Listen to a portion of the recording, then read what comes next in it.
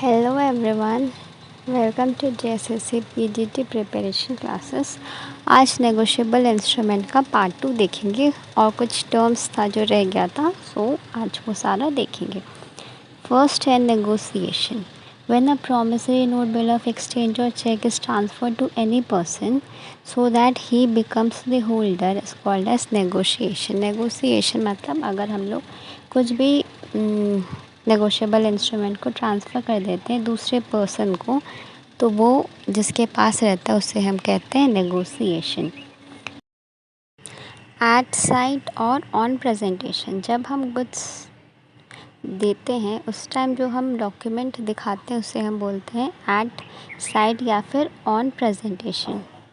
ठीक है, जब भी डिमांड होता है तब हम इसे दिखाते हैं, उसे बोलते हैं एट साइट। नेक्स्ट है आफ्टर साइट, जब डिलीवरी हो जाता है उसके बाद जो दिखाते हैं उसे हम बोलते हैं after site presentation. Holder and due को हम लोग देखे थे कि कोई भी लोग जो कुछ के बदले में नेगोशिएबल इंस्ट्रूमेंट को अपने पास रख लेता है उसे हम होल्डर एंड ड्यू को बोलते हैं, और ये गुड फेथ में होता है और in exchange of some value और कंसिडरेशन के बदले में होता है, और हमें कोई सस्पिशियस नहीं है, ऐसा कुछ नहीं दिख रहा है फ्रॉड या फिर कुछ डिफेक्ट का कि पेमेंट नहीं हुआ है। तो इसका एक सेक्शन भी है, सेक्शन 82 का 2। It gives protection only when the payee और endorsed sign is forged and the banker makes payment in due course, carries a fraud signature to his customer, it does not amount to payment in due course। ठीक है, अगर चोरी ये सब के under हम लोग कुछ नहीं देखे थे, बट अगर सिग्नेचर जाली होगा, किसी का कॉपी किया हुआ, तो वो पेमेंट इन ड्यू कोर्स के अंदर नहीं आएगा। ठीक है, सिग्नेचर किसी का कभी भी फॉर्ग्ड रहेगा, नकली सिग्नेचर, तो वो कभी भी होल्डर इन ड्यू कोर्स के अंदर नहीं आएगा। ठीक है, so holder in due course होता है कुछ कंसिडरेशन के बदले में किसी पर्सन के पास वो इंस्ट्रूमेंट होना, गुड फेथ में, in exchange of some value और विदाउट एनी सस्पिशियस। ठीक है, और इसके अकॉर्डिंग अगर साइन फ्रॉग्ड है तो वो होल्डर इन ड्यू कोर्स के अंदर नहीं आएगा। Fine, next let's see characteristics of negotiable instrument. Characteristic क्या क्या? First, the holder of instrument is presume to be the owner. जिसके पास नेगोशिएबल इंस्ट्रूमेंट है उसे हम अज्यूम कर लेते हैं कि वही ओनर है उस इंस्ट्रूमेंट का। ये फ्रीली ट्रांसफरेबल है, ये गुड फेथ में होता है और कुछ कंसिडरेशन में होता है, और टाइटल फ्री में मिलता है हमें विदाउट एनी डिफेक्ट्स। ठीक है, ये एक सिंपल डिलीवरी या फिर इंडोर्समेंट्स होता है। The holder in due course is entitled to sue on instrument in his own name. अगर उसके नाम पे वो, उसके पास वो राइट है कभी भी अपने नाम को हटाने का। नेक्स्ट है the instrument is transferable with in till maturity. Maturity और चेक के केस में एक्सपायरी 6 मंथ के अंदर तक आप उसे ट्रांसफ़र कर सकते हो। Certain equal assumption are applicable to all negotiable instrument unless the contrary is approved। कुछ assumption है जो सारे negotiable instrument के लिए applicable है। फॉर एग्ज़ाम्पल, अमाउंट स्पेसिफिक होना चाहिए तीनों केसेस में, पर्सन का नाम होना चाहिए in case of bills of exchange as well as promissory note. So कुछ assumptions ऐसे हैं जो कॉमन है सारे इंस्ट्रूमेंट के लिए। So now let's see few questions. Question 1. Which of the following person can be termed as holder in due course? Holder in due course. First case है, Ram is holding a check endorsed in his favor by Shyam for service rendered। Ram के पास, राम को श्याम ने check दिया कुछ service provide करने के बदले में। राम हैज़ फॉर्ग्ड द सिग्नेचर, तो सिग्नेचर फॉर्ग्ड करेंगे तो अभी हम लोग देखे थे वो होल्डर इन ड्यू कोर्स नहीं आएगा। Next, Ram is holding a cheque endorsed in his favour by Sajan. कुछ गुड्स के बदले में साजन ने राम को चेक दिया। Sajan has original stolen the cheque from his boss but Rajan is unaware. तो ये जो स्टोलन वाला है, स्टोलन चेक को अपने बॉस से स्टोल करके दे दिया, बट राम को पता नहीं है। सो ये होल्डर इन ड्यू कोर्स होगा क्योंकि स्टीलिंग के बारे में कुछ कहा नहीं गया है as per holder in due course. Consideration है तो ये होल्डर इन ड्यू कोर्स आएगा। Next, Shaila is holding a cheque endorsed in favour by Radha as a gift. इसमें कुछ भी कंसिडरेशन है नहीं है, so it will not be considered. Anil is holding a cheque which has stolen from Basant. Stolen है but इसके आगे कुछ कहा नहीं गया दैट दे आर अवेयर या अनअवेयर, तो ये भी इनकम्प्लीट सेंटेंस है।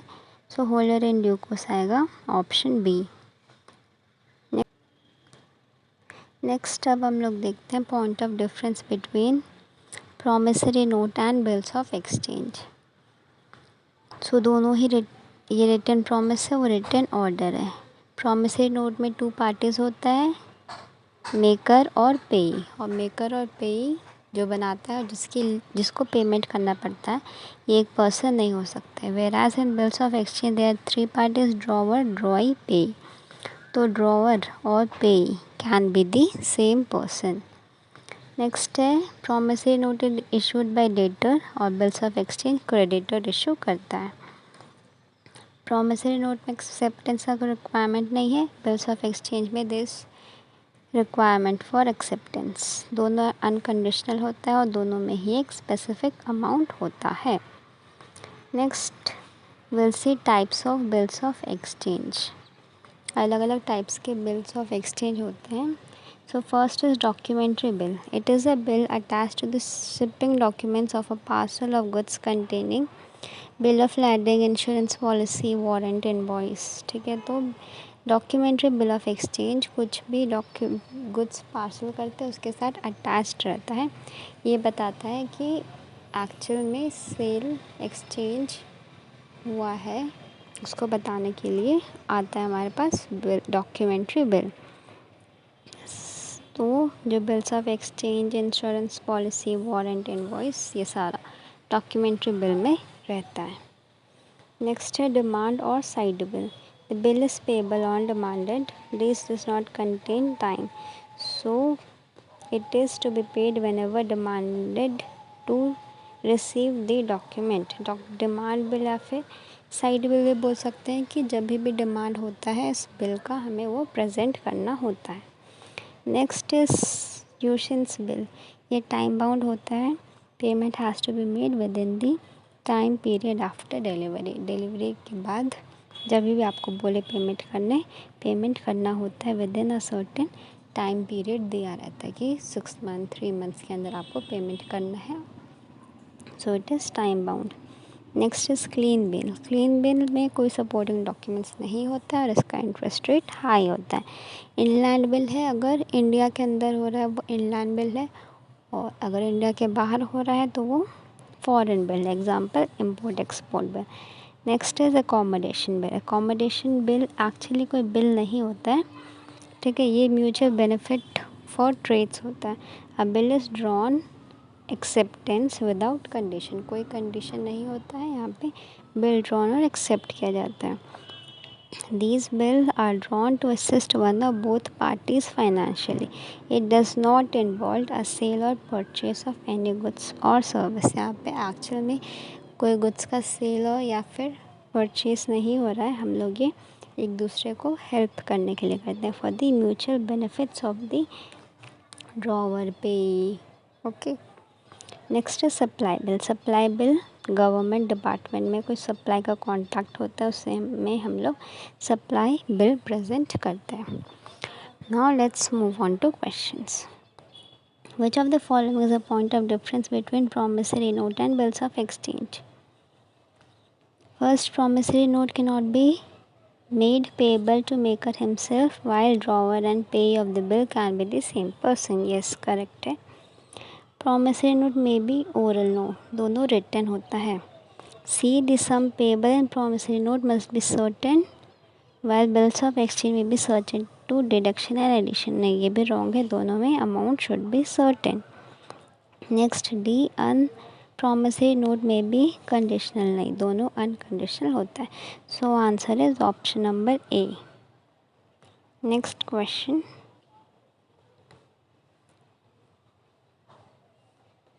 विच of the following is not an essential characteristic of negotiable instrument? Good faith होना चाहिए, कंसिडरेशन होना चाहिए, सारा करेक्ट है। सी फ्रीली ट्रांसफरेबल होता है और सिंपल डिलीवरी या इंडोर्समेंट होता है, तो option B is wrong. Next, which of the following is not an essential feature of promissory note? Return होता है, maker and payee can be same person, no, maker and payee should be different person. Unconditional होता है, specific amount होता है, तो option is B. Question 5, a bill which is payable by a drawee on maturity date after a certain pay, maturity date में हमें पे करना रहता है, वो है usance bill. Which of the following statement is applicable in case of accommodation bill? Accommodation bill में कौन सा एप्लीकेबल है? The acceptor drawer of the bill is principal debtor, नहीं। The payable is the principal debtor and the drawer and acceptor are merely surety, sureties है क्योंकि ये लोग mutual benefit के लिए करते हैं, जेन्यून ट्रांजैक्शन के लिए नहीं है, और यहाँ पे कोई लायबल नहीं है किसी को पे करने के लिए, so option is B. Question 7, which bill contains all the details of title like bill of leading, dock charge, warrant, invoice? ये सब किस में हम लोग देखे थे? Documentary bill. So that's all, thank you, bye bye.